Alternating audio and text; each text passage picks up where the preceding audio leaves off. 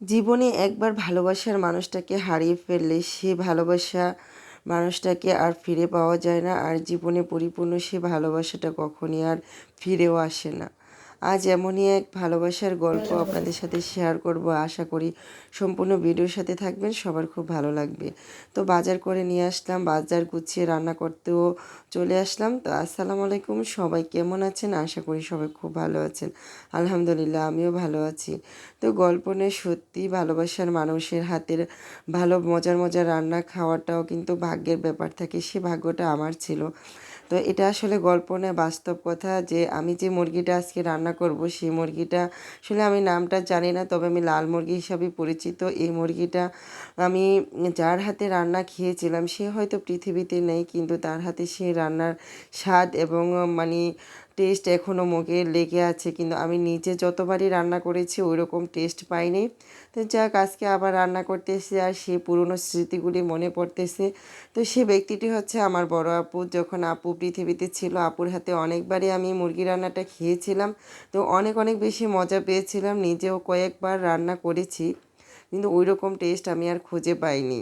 তো যাই হোক, ওই যে বললাম না, ভালোবাসার মানুষটি যদি হারিয়ে যায় সে ভালোবাসা জীবনে আর কখনোই পরিপূর্ণ পাওয়া যায় না। তো এক একজনের ভালোবাসা এক এক রকম, কখনই কারো ভালোবাসার সাথে কারোটাই তুলনা করা যায় না, আর সেটা পরিপূর্ণ পাওয়াও যায় না। কথা বলতে বলতে কিন্তু এখানে আমি মশলা কষিয়ে তারপরে হচ্ছে মাংসগুলিও দিয়ে দিলাম। তো পুরো একটা মুরগি আমি দিয়ে দিলাম। তো এটা আসলে আমার বাচ্চারাও এই মুরগিগুলি এত একটা পছন্দ করে না, কারণ মুরগির মাংসটা অনেক বেশি শক্ত থাকে, তাদের খেতে সমস্যা হয়। তা আজকে কোনো এক ভালোবাসার মানুষের জন্যই আমি রান্না করতেছি। তো আসলে তার পছন্দ অনুযায়ী আমি রান্না করার চেষ্টা করতেছি, যদিও আমি আমার ভালোবাসার মানুষের হাতে খেয়েই এটা পছন্দটা আমিও করেছিলাম। তো আমার আরেক ভালোবাসার মানুষও আমার হাতে রান্না এটা খেতে চেয়েছে, তার জন্য আমি রান্না করতেছি।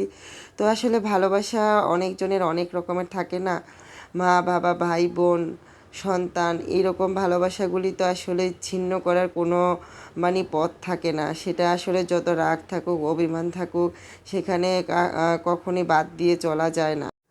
আমাদের জীবন বড়ই অদ্ভুত। যাকে বেশি ভালোবাসবেন, যাকে বেশি বিশ্বাস করবেন, তাকে হয়তো আমরা খুব কম সময়ের জন্য কাছে পাবো, কিন্তু যাকে হারিয়ে ফেলি তার অভাব এরকমই চারদিকে হয়তো থাকে, কখনই তার অভাবটা পরিপূর্ণ হয় না।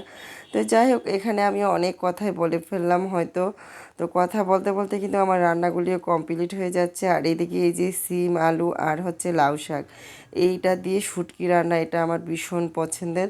তো এটাও আমি রান্না করে নিলাম, রান্না বসিয়ে দিলাম। এখানে আমি পুঁটি মাছের শুটকি একটু ব্লেন্ডারে লিকুইড করে নিয়েছি। তারপরে হচ্ছে আমি সব মশলা দিয়ে রান্নাটা বসিয়েছিলাম। প্রথমে একটা পাতিলে দিয়েছিলাম, ওইটা মনে হচ্ছিলো ছোট, তারপর আরেকটা পাতিলে আমি দিয়ে দিলাম।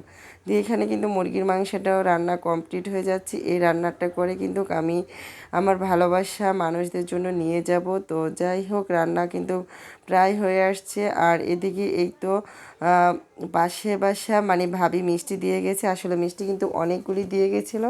তো আমার ছেলে মেয়ে খেয়ে আমার জন্য এই কয়েকটাই রেখেছিল। তো আমি এখানে পাতিল থেকে মাংসটা একটা বাটির মধ্যে বাড়তেছি, আর মিষ্টিগুলি এনে আমাকে দিল যে তুমি খেয়ে নাও। তো যাই হোক, মিষ্টিগুলি অনেক মজার ছিল। আর এদিকে এই যে বক্সে ভরে আমিও চলে যাচ্ছি মাংসগুলি নিয়ে। সবাই ভালো থাকবেন, সুস্থ থাকবেন, আল্লাহ হাফেজ।